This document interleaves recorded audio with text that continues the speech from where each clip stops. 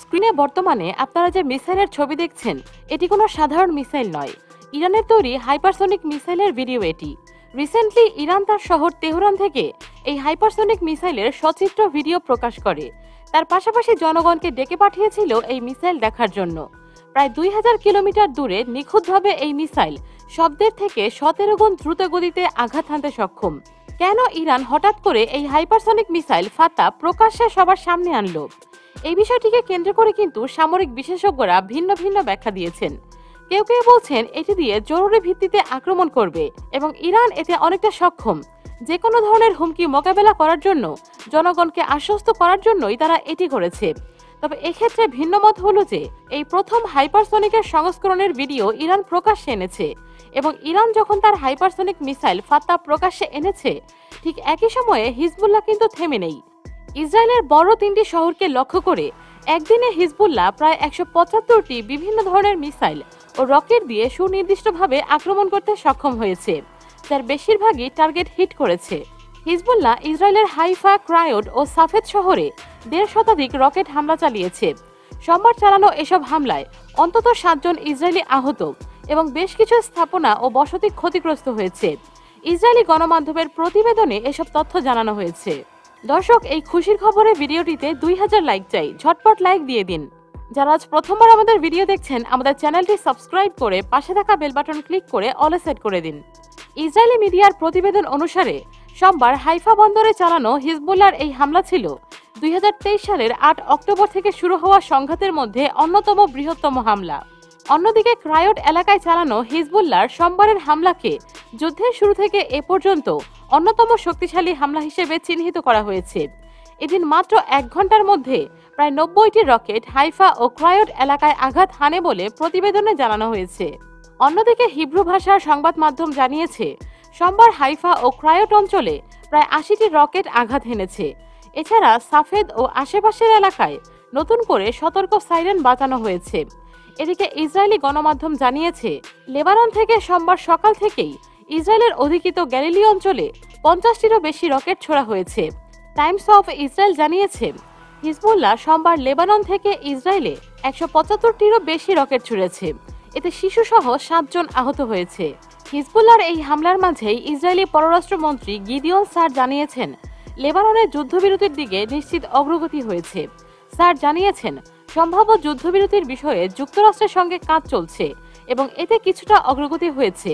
তিনি বলেন, যদি আমরা নিশ্চিত করতে পারি যে হিজবুল্লাহ আমাদের সীমান্ত ছেড়ে লিতানি নদীর উত্তরে অবস্থান করবে এবং তারা নতুন অস্ত্র সংগ্রহ করতে পারবে না, তবেই আমরা এই যুদ্ধবিরতিতে সম্মত হব।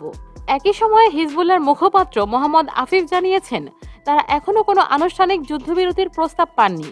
তিনি বলেন, ডোনাল্ড ট্রাম্পের প্রেসিডেন্ট নির্বাচিত হওয়ার পর থেকে ওয়াশিংটন, মস্কো, তেহরান এবং অন্যান্য দেশের মধ্যে এ নিয়ে যোগাযোগ চলছে।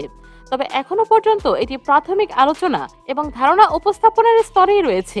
এদিকে ইসরায়েলি সংবাদ মাধ্যম ইয়ানেট জানিয়েছে ইসরায়েল ও লেবানন মার্কিন প্রতিনিধি আমোস হকিস্টেনের মাধ্যমে যুদ্ধবিরতি নিয়ে খসড়া আদান প্রদান করেছে। হকিস্টেন এই বিষয়ে আশাবাদী যে উভয় পক্ষ একটি চুক্তিতে পৌঁছাতে সক্ষম হবে। ইসরায়েলের গণমাধ্যমের এক ভিডিও ফুটেজে দেখা যায় দীর্ঘ 70 বছর ধরে হাইফার কাছে এই অঞ্চলটি একসময় প্যালেস্টাইনের মানুষের ছিল। এমনকি জাতিসংঘের আন্তর্জাতিক নিয়ম অনুসারেও এই জায়গা প্যালেস্টাইনের মানুষের ছিল। 70 বছর ধরেই ইসরায়েলের নাগরিকরা এই জায়গা দখল করে রেখেছে। আন্তর্জাতিকভাবে বহু জায়গায় এটিকে কেন্দ্র করে কিন্তু প্যালেস্টাইন কর্তৃপক্ষ এবং তাদের যে সকল মিত্র রয়েছে তারা গিয়েছে। ইসরায়েল কিন্তু এই জায়গা খালি করেনি, উল্টো বসতি আরো বৃদ্ধি করেছে। আর এখন দেখুন কি অবস্থা। এই হামলার কারণে এখান থেকে ঘরবাড়ি ছেড়ে পালিয়েছে সব ইহুদি লোকজন। তারা কিন্তু আর এখানে থাকতে চাচ্ছেন না এবং এই জায়গাটিকে তারা আর নিরাপদ মনে করছেন না। টেকনিক্যালি ভাবে বলতে গেলে দীর্ঘ 70 বছর ধরে যেগুলোকে আমরা খালি করতে পারিনি, এখন খালি করে আবার পূর্ণ উদ্ধার করতে পারছি। গাজায় যুদ্ধ শুরু করা থেকে আজ পর্যন্ত যুদ্ধে চালিয়ে যাওয়া সকল ক্ষেত্রে কিন্তু ইসরায়েল ও নেতানিয়াহুর একটি প্ল্যান ছিল। গাজা উপত্যকায় হামলা করে এবং যত বেশি সম্ভব সেখানকার মানুষকে সেখান থেকে বিতাড়িত করে জায়গা খালি করা, নতুন করে জায়গা দখল করা।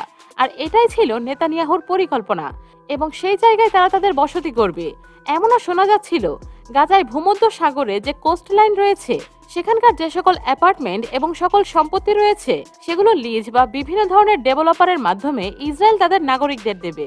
এখন কিন্তু পরিস্থিতি একেবারেই ভিন্ন। গাজার মানুষ প্রচুর কষ্ট সহ্য করেছেন, আহত হয়েছেন, নিহত হয়েছেন।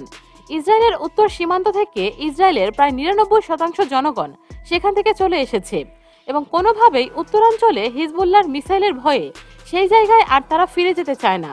ইসরায়েলের জনগণ পরিষ্কারভাবে বলে দিয়েছে, দরকার পড়লে দেশ ছেড়ে চলে যাব, তারপরেও উত্তর সীমান্তে সেই জায়গায় আর বসতি করব না। এটি ইসরায়েলের একটি বড় পরাজয়, কারণ তারা চেয়েছিল আমাদের বিতাড়িত করতে, আর তারাই বিতাড়িত হয়ে গেছে। নেতানিয়াহু দাম্ভিকতার সঙ্গেই কিন্তু দাঁড়িয়ে তার মিলিটারির কাছে পঞ্চম প্রজন্মের যুদ্ধবিমানের কথা বলতো। মধ্যপ্রাচ্যের কোনো দেশ আমাদের মোকাবেলা করতে পারবে না। যদি কোনো দেশ আমাদের দেশে আক্রমণ করতে চায় তাহলে আমরা তাদেরকে ধ্বংস করে দেব। নেতানিয়াহু কিন্তু হুঙ্কার দিয়েই এসব কথা বলতো। আজকে সেই নেতানিয়াহু হিজবুল্লাহর ড্রোন হামলার ভয়ে বাংকারে গিয়ে লুকিয়ে রয়েছে।